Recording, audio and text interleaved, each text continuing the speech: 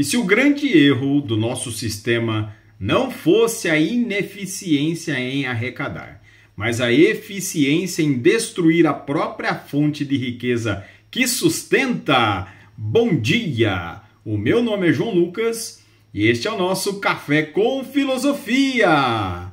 Todas as sextas-feiras às 6 horas da manhã para brilhantar e fortalecer o seu final de semana. Talvez o maior problema da nossa arrecadação não seja a falta de pagamento, mas o excesso de cobrança. O convite de hoje nos permite uma reflexão sobre a tributação, serviços públicos e o destino de uma nação. Nosso tema hoje é tão antigo quanto a primeira moeda cunhada e tão atual quanto a notícia mais recente sobre a reforma tributária. A tributação e suas consequências. Mas antes de falarmos em tributo, vamos fazer como as crianças e perguntar por quê? Por que afinal pagamos impostos? A resposta mais imediata, a que aprendemos nos livros, é que os impostos financiam o Estado. Mas o que é o Estado? E por que devemos financiar as suas ambições? Para responder, precisamos viajar no tempo para o século XVII e encontrar um pensador que viu o Estado como uma solução desesperada para um problema ainda maior, a anarquia. Falo de Thomas Hobbes e o seu monstro lendário Leviatã. Para Hobbes, o estado de natureza era uma guerra de todos contra todos, uma vida solitária, pobre, sórdida, brutal e curta. Para escapar desse horror, os indivíduos fizeram um pacto, um contrato social. Entregaram parte da sua liberdade e, crucialmente, parte da sua propriedade a um poder soberano. Esse poder, o Estado, o Leviatã, garantia a segurança e a ordem. O imposto, meus caros tributaristas, na sua gênese filosófica é o sangue que alimenta o monstro protetor. E esse é o preço da paz. Mas será que é só isso? Décadas e décadas passaram e vieram outros pensadores. Vamos encontrar Jean-Jacques Rousseau e o contrato social. Para ele não se tratava de uma submissão a um monstro, mas de uma expressão de vontade geral. O imposto não seria apenas o preço da segurança, mas o investimento coletivo na construção de uma sociedade melhor, mais justa e igualitária. Aqui o dinheiro arrecadado não serve apenas para policiar as ruas, mas para construir escolas, hospitais e estradas. Os impostos se tornam um instrumento da soberania popular, a materialização do nosso desejo de vivermos em comunidade. Aqui temos o primeiro grande dilema filosófico da tributação. O imposto é o preço da nossa submissão ao Leviatã por segurança ou é uma ferramenta da nossa soberania para construir o bem comum? A prática, como sempre, é mais complexa. E é nesse ponto que a filosofia cede espaço à economia com um nome que certamente lhes é familiar, Arthur Laffer. A famosa curva de Laffer, vocês que lidam com números e consequência todos os dias, vão apreciar a elegância e a controvérsia que tem por trás dela. A explicação técnica é a seguinte. Imagine um gráfico.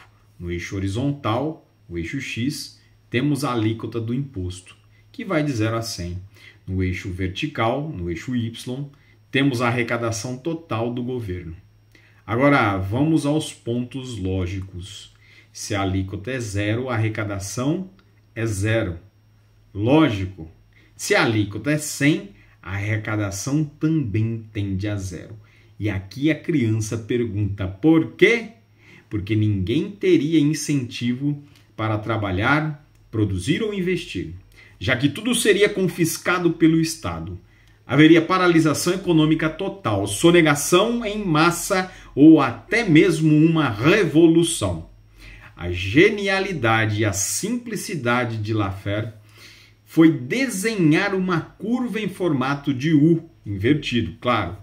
entre esses dois pontos. A curva nos mostra que a partir do 0%, ao aumentar a alíquota, a arrecadação aumenta até certo ponto. Esse ponto que é chamado de ótimo, um pico de curva, onde a arrecadação é máxima. Depois desse ponto, qualquer aumento de alíquota passa a ter um efeito perverso.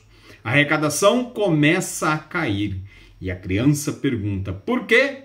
Porque a carga tributária se torna tão pesada que desestimula a atividade econômica, incentiva a sonegação, a informalidade e a evasão fiscal. As pessoas e empresas passam mais tempo e recursos tentando escapar dos impostos do que produzindo. O governo, em sua ânsia de arrecadar mais, acaba matando a galinha dos ovos de ouro. Agora pare e pense na analogia proposta por Laffer. Se você tributar as pessoas que trabalham, não se surpreenda se você tiver muitas pessoas que não trabalham. Veja bem, a punição ou multa para quem acelera nas rodovias tem o objetivo de fazer com que o condutor pare de acelerar. Se taxarmos os cigarros, é para forçar as pessoas a pararem de fumar. Logo, se tributarmos as pessoas que têm renda, ou ainda, se tributarmos as pessoas que empregam as outras pessoas, ou também se tributarmos empresas que fazem produtos maravilhosos a baixo custo e fazem muitos lucros, certamente a tendência é que tudo isso pare de funcionar. Ou seja, quanto mais se cobra impostos, com o passar do tempo, a arrecadação tende a diminuir. Quando a tributação ultrapassa o ponto de equilíbrio, o sentimento é de punição e não existe mais recompensa para o contribuinte. A grande questão é: onde estamos nessa curva? Estamos no lado ascendente, onde um aumento de imposto ainda gera mais receita, ou já estamos no lado descendente, na zona proibitiva, onde cada ponto percentual a mais de imposto destrói mais riquezas do que gera um caixa para o governo? Laffer nunca deu essa resposta. Ele apenas apresentou a pergunta de forma gráfica. E a essa pergunta é que ecoa com força especial no Brasil. Não é mesmo? Um país com uma grande carga tributária e, ao mesmo tempo, com uma economia que teima a não decolar e uma informalidade gigantesca. Agora, será que não estamos há muito tempo do lado errado da curva de Laffer? A curva de Laffer é uma análise de eficiência econômica. Filosoficamente, a pergunta é: o Estado tem o direito de fazer isso? Pensemos em John Stuart Mill e o seu princípio do dano. Para Mill, a justificativa única para a interferência do Estado na vida de um indivíduo é para impedir que ele cause dano a outros. Fora isso, liberdade máxima. Certamente você aqui se pergunta: onde a tributação se encaixa aí? Ora veja, se eu trabalho duro, produzo, gero riqueza e o Estado tira uma parte significativa dessa riqueza para financiar projetos que talvez eu não aprove ou que são geridos com ineficiência e corrupção, isso não é uma forma de dano à minha liberdade e ao meu direito de propriedade? O Estado Leviatã de Hobbes, que deveria ser o nosso protetor, não se tornou um monstro insaciável? Um ente que, em vez de garantir a paz, suga a vitalidade da sociedade para se manter e se expandir, muitas vezes servindo a interesses que não são a vontade geral, como nos trouxe Rousseau, mas sim a vontade de grupos específicos e uma burocracia autorreferente. A tributação é, portanto, um fio da navalha. De um lado, a necessidade de financiar a civilização. Do outro, o risco de sufocar a liberdade e a prosperidade que tornam a civilização digna de ser vivida. Afinal, o imposto é o preço da civilização ou o freio da prosperidade? A resposta, como em toda boa filosofia, não está pronta. Que tenhamos coragem de continuar sempre.